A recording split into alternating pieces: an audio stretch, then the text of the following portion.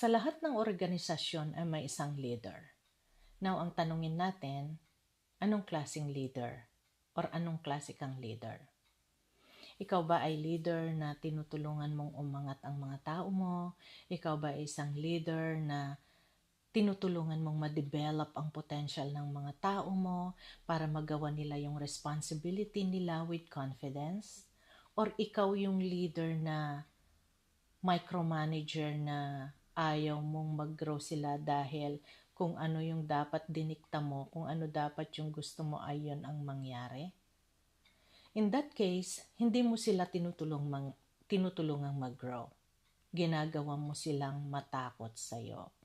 Pero ang success ng isang organisasyon ay nasa isang leader na kung ikaw ay isang leader na tinutulungan mo silang ma-develop ang kanilang potential, tinutulungan mo silang mag-grow, ini-inspire mo sila para sa ganun as they give their best sa mga responsibility na nakaatang sa kanila, you are a true leader.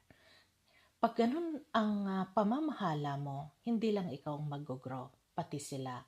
And ito ang maganda, hindi lang sila mag-grow, re-respetohin ka pa.